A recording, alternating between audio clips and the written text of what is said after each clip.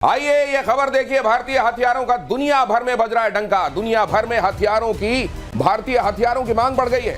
कई देशों में आकाश मिसाइल सिस्टम की डिमांड। आर्मेनिया को आकाश की दूसरी खेप देगा भारत। जुलाई में दूसरी खेप की सप्लाई की जाएगी। तो भारतीय शौर्य का यशगान आकाश में है। और यहां यह भी स्पष्ट कर दिया गया है कि हम धर्म के आधार पर विभेद नहीं करते। जो इंसानियत के खिलाफ काम करता है उसका काम देखकर उसके साथ व्यवहार किया जाता है। मेजर गौरव आर्य जी, बहुत साफ संदेश है। और मुझे लगता है कि जितनी एम्बिग्विटी बीते दिनों अगर कहीं रह भी गई थी तो अब एकदम साफ हो गई। नहीं, बिल्कुल मुझे लगता है कि रक्षा मंत्री जी ने बिल्कुल दो टूक शब्दों में बताया और बहुत अच्छी बात करी कि तुमने धर्म देख के मारा, हमने तुम्हारा कर्म देख के मारा। यानी कि वी टारगेटेड टेररिस्ट स्पेसिफिकली। हमने चुन चुन के सिर्फ आतंकियों को मारा है। हमारा कभी ये मतलब था नहीं और ना हमने किसी सिविलियन को हाथ लगाया। और फौज के ऊपर तभी हमने हाथ लगाया पाकिस्तान में जब उन्होंने हमारे ऊपर हमला करा, वरना हमारा शुरू से ही ये कभी मंशा नहीं थी कि हम पाकिस्तानी आर्मी को भी टारगेट करें। It was initially a purely anti terrorist operation. और जहां कहीं भी आपको यह दिखाई दिया है, आपको मैं न जाने कितने सबूत ये दे दूंगा कि पाकिस्तान बिल्कुल हमास वाली तर्ज पर पाकिस्तान की आर्मी सिविलियन ठिकानों से अपने मशीन्स को वहां पर रखती है, अपने तमाम वॉर वेपन्स को वहां पर रखती है और इस तरीके से ऑपरेट करती है कि अगर कोलैटरल डैमेज हो तो फिर दूसरों पर यह आरोप लगा सके कि देखिए ये तो मासूमों को भी नहीं छोड़ते। लेकिन अब ये दुनिया में एक्सपोज्ड हैं। पाकिस्तान के दोस्त अजरबैजान को सबक सिखाएगा आकाश। आकाश के संदर्भ में चर्चा हो रही तो जरा ये भी जान लीजिए। एयर वाइस मार्शल पीके श्रीवास्तव आकाश की मैन्युफैक्चरिंग से लेकर उसकी बहुत सारी कहानी जानते हैं और हमारे साथ जुड़ने वाले हैं। आपको वो भी बताएंगे आकाश जिस तरीके से आकाश के जो शेयर हैं वो सोर कर रहे हैं। आकाश की डिमांड से खौफ में है तुर्की और अजरबैजान। आर्मेनिया को सप्लाई करने से अजरबैजान की नींद उड़ गई है। आप जानते हैं अजरबैजान और टर्की ये दो ऐसे देश हैं जिन्होंने खुलकर पाकिस्तान का समर्थन किया था। और अब आर्मेनिया को, आप जानते हैं अजरबैजान और आर्मेनिया के बीच में लगातार संघर्ष चलता रहता है। और आर्मेनिया को आकाश मिलने से अजरबैजान और टर्की की टेंशन बढ़ी हुई है। आकाश के संदर्भ में चर्चा हो रही थी। श्रीवास्तव सर, आपका इंतजार हो रहा था बड़ी शिद्दत से कि आप जरा ये बताएं कि आकाश जब बना रहे थे आप लोग, जब ये कॉन्सेप्ट के तौर पर आपके सामने आया था, आपको लग रहा था कि बड़े बड़े एयर डिफेंस सिस्टम की छुट्टी करने वाला है? आपने जो कहा ना, आजकल आकाश का नाम आयरन डोम 2 करके चल रहा है। तो जब हम लोग बना रहे थे और इसके हम परीक्षण कर रहे थे और इसको हम टेस्ट कर रहे थे तो हमारे पास, हम ये कहते हैं, बैटल हार्डेंड वेपन सिस्टम की कोई हमारे साथ वो नहीं थी, क्योंकि किसी बैटल फील्ड में इस्तेमाल नहीं हुआ था। तो सचमुच में आपको बता रहे हैं, जब ये आकाश चला, हम तो रिटायर हुए इतने साल हो गए, हमने इसको देखा, इसकी क्षमता को देख करके हमें एक तरीके की जो खुशी हुई है, जो गर्व हुआ है।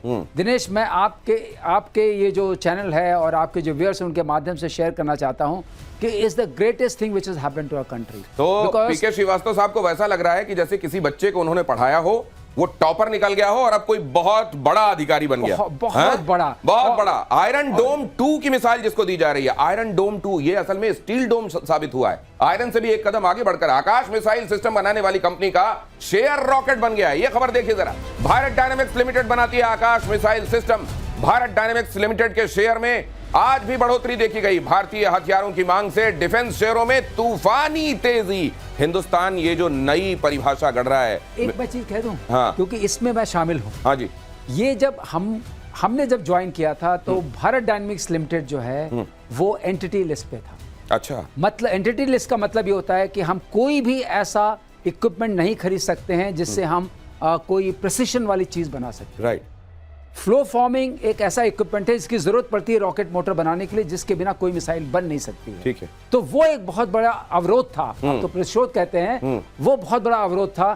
लेकिन उसको हमने किसी तरीके से पूरा किया। उसके बाद हम एंटिटी लिस्ट से बाहर आए तो हमारे मन में, हम लोग जो बोर्ड में बैठे तो हमने कहा कि हम सारे जो हमारे शेयर्स हैं वो गवर्नमेंट के पास हैं, क्यों नहीं थोड़े से पब्लिक में लाएं जिससे पब्लिक का पार्टिसिपेशन हो, उनके अंदर भी जोश आए। और आज देखिए शेयर ऊपर चढ़ रहा है और आपके माध्यम से सब लोग जान रहे हैं कि भारत डायनेमिक्स से शेयर खरीदो। नहीं तो ये दुनिया में जो हथियार निर्माता आज तक रहे थे, और दूसरा, जब भारत ये कहता है ना कि भारत का अभ्युदय होगा तो पूरी दुनिया का मंगल होगा।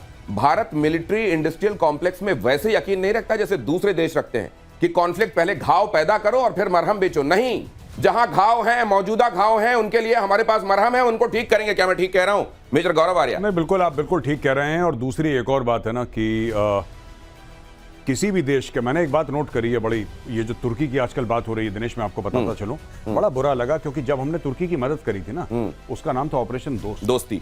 अब सोच लीजिए, आपने उनके सामने दोस्ती का हाथ बढ़ाया और आपको नहीं पता था वो हाथ नहीं है, वो सांप है, वो डस लेगा। आज की तारीख में वही यू सी, मैंने वो इमेजेस देखी आज दोबारा जाके। ये ऑपरेशन लॉन्च करा इंडियन आर्मी ने, सबसे पहले भारतीय सेना वहां पे पहुंची, नेवी एयरफोर्स का पूरा, और वहां पे जाके हम लोगों को मलबे से निकाला। एक मेजर बीना तिवारी हैं, I hope I have the name of the officer correct, वो जा रही हैं। उनकी एक इमेज है कि बुढ़िया तुर्किश औरत उनको गले से लगा रही है और उनको आशीर्वाद दे रही है, और बड़ी हार्ट टचिंग इमेजेस थी। और आपको पता है उन लोगों ने क्या बोला कि हम आने वाली नस्लों को बताएंगे कि किस तरीके से भारतीय आए थे और भारतीयों ने हमारी मदद करी थी। ये बताया ये लोगों ने याद नहीं रख पाए, नस्लों को क्या बताएंगे? नहीं, सुनिए साहब, 2023 को ये बोला कि आने वाली नस्लों को बताएंगे, और 2025 में जो भारतीय शहरों के ऊपर जो ड्रोन मंडरा रहे हैं वो तुर्की के बनाए गए। ये मैं आपको बताना चाह रहा हूं। एक होता है कि आप कृतज्ञ होते हैं, और कृतज्ञता पर्सोनिफाइड कैसी होती है? आपके दुख में, आपके दर्द में, आपके यहां जलजला जब आया, भूकंप में आप सब नीचे दबे हुए थे, उस समय भारत ने हाथ बढ़ाया, दोस्ती का फर्ज निभाया, खुद बढ़कर यह पहल की, और आपने देखिए क्या किया। ऑपरेशन सिंदूर में मेक इन इंडिया के हथियारों की धाक, पाकिस्तानी ड्रोन्स को आकाश ने चटाई धूल। ये खबर देखिए, दुनिया का बेहतरीन एयर डिफेंस सिस्टम बनकर उभरा है आकाश। क्या है खासियत इसमें? जब तमाम दूसरों की बात की जाती है, इसकी एक वो यूएसपी क्या है जिसकी वजह से आकाश आकाश है? श्रीवास्तव सर, आकाश आकाश है क्योंकि ये टारगेट को समझ सकता है, ट्रैक कर सकता है और निशाने पर एकदम मार सकता है। तो यही तो बाकी भी करते हैं। यही बाकी नहीं कर पाते हैं। हम एक प्रोबेबिलिटी होती है, आपको बता दें, जितने एयर डिफेंस सिस्टम्स होते हैं, मिसाइल सिस्टम्स होते हैं, उस सब में एक प्रोबेबिलिटी ऑफ डिस्ट्रक्शन होता है। वो प्रोबेबिलिटी आपकी किसी की 86% है, किसी की 88% है, इसकी 96% प्लस है, जो अपने आप में एक अलग बात है। अगर आपने 2 लॉन्च कर दिए तो 99% है सैल्वो मोड में। तो ये है, प्रिसिशन है इसकी खास बात। और दूसरी खास बात है कि और लोगों से कंपेयर करेंगे, इतना प्रिसाइज इक्विपमेंट जो इतना हाईली मोबाइल है और इतना अवेलेबल है, वो आपको सस्ते दामों में भी मिलेगा। तो न सिर्फ प्रिसीजन इतना खतरनाक कि लगभग अमोघ अस्त्र है कि निकला तो हिट करके टारगेट को नष्ट करके आएगा, और यह भी कि दूसरों से बहुत कॉस्ट इफेक्टिव है। तुर्की और अजरबैजान पर हिंदुस्तान के स्ट्राइक, अजरबैजान के दुश्मन नंबर 1 को दिए गए हैं हथियार। भारत के आकाश से अजरबैजान को एक साफ संदेश चला गया है, आर्मेनिया अब पहले से ज्यादा मजबूत है। ये जब यूएसएसआर का विघटन हुआ, असल में पाकिस्तान ने सबसे पहले रिकॉग्नाइज किया इसको, अजरबैजान को, कि हाँ तुमको देश के तौर पर हम मान्यता देते हैं। जैसे अगर मुर्गा बांग नहीं देता तो सवेरा नहीं होता, लेकिन मुर्गे की उस बांग को ऐसा आज तक निभा रहा है अजरबैजान को भी ये समझ में नहीं आ रहा है कि वो किसको पाल रहा है।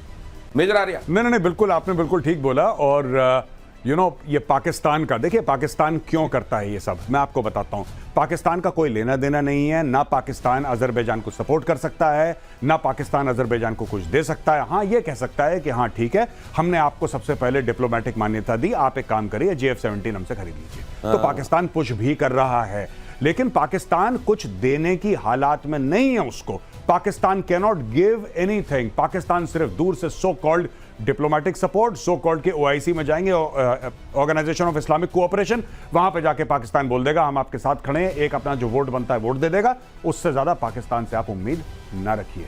हम बहुत जा रहे थे बाकू, लेकिन अगर आपका चरित्र होगा जैसे कि एक डाकू, तो फिर आप सावधान रहिए। अब आकाश में भी निगाह रखिए। और तुर्की के खिलाफ भारत की एक और स्ट्राइक, तुर्की की कंपनी सेलेबी एविएशन से करार रद्द। सेलेबी एविएशन के साथ भारत का करार रद्द। भारत में 9 एयरपोर्ट्स की ग्राउंड हैंडलिंग देखती रही है कंपनी। तो सेव बंद, मार्बल बंद, मकलावा बंद, साथ में वहां शूटिंग बंद। और अब यह भी देख लीजिए कि यहां जो एयरपोर्ट संभालने का काम जो मिला हुआ था साझेदारी में, वो भी बंद, क्योंकि यहां ये जनभावना इसको लेकर लगातार उबाल मार रही है कि अब वो लोग बिल्कुल बर्दाश्त नहीं है जिन्होंने हिंदुस्तान के साथ वफादारी नहीं निभाई। नहीं, बिल्कुल। और भारत ने, मुझे ऐसा लगता है कि बहुत ज्यादा कॉम्प्रोमाइज करा है, क्योंकि तुर्की जो पाकिस्तान प्रेम है उसका नया नहीं है, आज से नहीं, शुरू से ही पाकिस्तान प्रेम है। और जिस तरीके से तुर्की अपने कमेंट्स पास करता है कश्मीर को लेकर, जिस तरीके से वो वोटिंग करता है, ये किसी से ढकी छुपी बात नहीं है। फिर भी भारत ने कॉम्प्रोमाइज करा। भारत ने बोला कोई बात नहीं, आप हमारे खिलाफ भी अगर बोलते हैं आपका अधिकार है बोलना, लेकिन जब आप ऐसे यंत्र देंगे, ऐसे तंत्र देंगे पाकिस्तान को जिससे भारतवासियों की जान जाएगी या जा सकती है, उनके जान और माल को खतरा हो सकता है, फिर भारत को एक्शन लेना था। लेकिन सबसे बढ़िया बात दिनेश मैं आपको बताऊं, सरकार के पहले लोगों ने एक्शन ले लिया। आपने बात नोट करी है? जी, बिल्कुल। सरकार ने बाद में ये रद्द करा। सरकार को क्योंकि टाइम लगता है, 2-4 दिन सोचे, लोगों ने बोला कैंसिल, सब कुछ कैंसिल। और वहां पे टूरिज्म को पड़ रही है मार, और सोशल मीडिया पे तुर्की वाले ये पूछ रहे हैं कि भाई साहब हमसे गलती क्या हो गई। गलती वही हो गई जब ऑपरेशन दोस्ती था ना, दोस्ती निभा लेते तो बहुत फायदा। पहले करता था हिंदुस्तान ऐसा। वो साधु के बारे में आपने सुना होगा जिसने बिच्छू को 6-7 बार हाथ में लिया। वो हर बार डंक मारता था और वो छोड़ देते थे, फिर उसको हाथ में लेकर पानी से बचाने की कोशिश करते थे। किसी ने पूछा ये क्यों, तो कहा मैं साधु हूं, मैं अपना स्वभाव नहीं छोड़ सकता, ये बिच्छू है अपना स्वभाव नहीं छोड़ रहा है। लेकिन अब ये परिभाषाएं बदल गई हैं। अब वो जो पृथ्वीराज चौहान, अब जो मोहम्मद गौरी को माफ करने वाली बातें आप देखते हैं ना, अब 3 दिन बीत गए, विनय न मानत जलद जड़। अब तो दोस्ती भी नहीं भूलेंगे और बदला भी नहीं भूलेंगे। पाकिस्तान पर विदेश मंत्री एस जयशंकर की 2 टूक। पाकिस्तान के साथ संबंध सिर्फ द्विपक्षीय, पाकिस्तान से सिर्फ आतंकवाद पर बात, पाकिस्तान से सिंधु जल संधि स्थगित रहेगी, अभियान में रहेगी, सीमा पार से आतंक रोके पाकिस्तान। ये भी एक उनके लिए ऐसा हो गया है, हर दिन का हो गया ये रोना। समझिए, एक तो होता है किसी दिन आपने आके किसी साल भर में 1 आध दिन आके आपने 2-3 चपत मार दी और चले गए।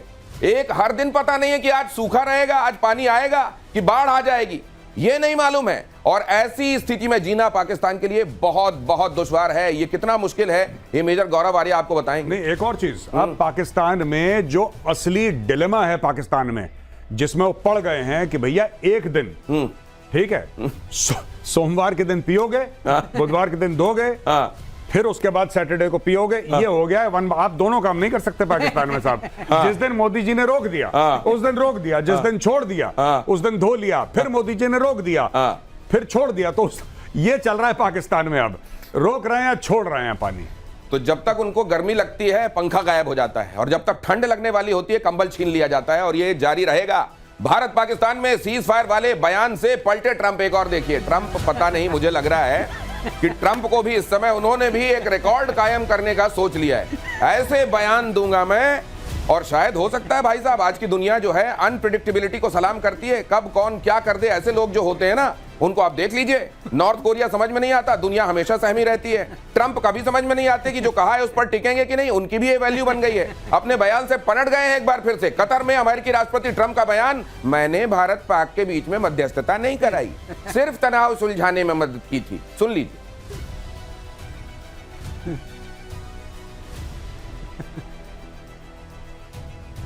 खैर अंग्रेजी में है, मैंने आपको बता दिया सार, इसका सार क्या है वो बता दिया, और जहां पर बोला वहीं की तस्वीरें आप देख रहे हैं। ये मुझे लगता है कि ये ट्रंप जो है, ये इनको याद किया जाएगा। ये लेगेसी कहते हैं ना कि आप उस मोड में आ जाएं कि फिर आप लेगेसी की चिंता करके, मुझको लगता है ये वो लेगेसी छोड़ने वाले हैं कि जिसको दुनिया कभी समझ ना पाई, वो थे ट्रंप। भाई साहब, एक होता है यू टर्न, एक होता है शार्प वी टर्न, इस भाई का ओ टर्न है। इसका कुछ नहीं पता। ये दोपहर को 12 बजे क्या बोलता है, 3 बजे क्या बोलता है। अभी तो डंके की चोट पे पूरी दुनिया को बता रहा था कि मैंने दोनों को बोला, देखो तुम्हें ट्रेड का फायदा होगा। याद है आपको उसका बयान? बिल्कुल, बिल्कुल। देखो तुम्हें ट्रेड का फायदा होगा, न्यूक्लियर वॉर रोक दिया। मैंने ट्रेड की बात की, दोनों मान गए। अच्छा, फिर ये दोनों मिलेंगे एक तीसरी जगह न्यूट्रल ग्राउंड में मिलेंगे। अब फिर प्रधानमंत्री मोदी जी आए, उन्होंने बोला, मोदी जी ने बोला कि ये सब कुछ नहीं होने वाला। अब ट्रंप कंफ्यूज कि भैया मैंने तो इतनी बड़ी बड़ी बातें छोड़ दी थी यहाँ पे, अब ये मुझे सीरियसली ले रहे। अब ट्रंप गया वहां पे जहां पे अपने मरीन्स और सोल्जर्स के साथ बैठा है और बोला हमने तो ऐसा कुछ करा। देखो साफ मुकर जाओ, ये भी पाकिस्तान से इसने सीखा है। जैसे पाकिस्तान को खूब मारा, पाकिस्तान को खूब मारा, मार मार के दौड़ाया, घसीटा, मारा, पाकिस्तान कहता हम जीत गए। अच्छा, ये चीज आप कभी समझ नहीं सकते, क्योंकि नॉर्मल आदमी ये सब चीज नहीं समझता। आपने पाकिस्तान को मारा, आपने उसके 11 एयरफील्ड या जितने भी थे ध्वस्त कर दिए, आपने उसको बहुत नुकसान पहुंचाया। जैश ए मोहम्मद, लश्कर ए तैयबा मार मार के तबला बजाया, और उसके बाद पाकिस्तान कपड़े झाड़ते हुए आया, कह रहा भाई साहब जीत गए, निकालो शाहिद अफरीदी को अलमारी में। अलमारी में है वो, निकालो उसको अंदर, उसको बैठाओ गाड़ी के अंदर, झंडा पकड़ाओ पाकिस्तान का, झंडा लहराएगा, बोलेगा हम जीत गए जीत गए जीत गए, रिपीट करो सब जीत गए सब। अब ये ट्रंप ने वहीं से सीखा पाकिस्तान से। अब ट्रंप कह रहा मैंने कुछ करवाया है नहीं, ये तो मजाक चल रहा था, क्या जस्ट जोकिंग, कहानी खत्म।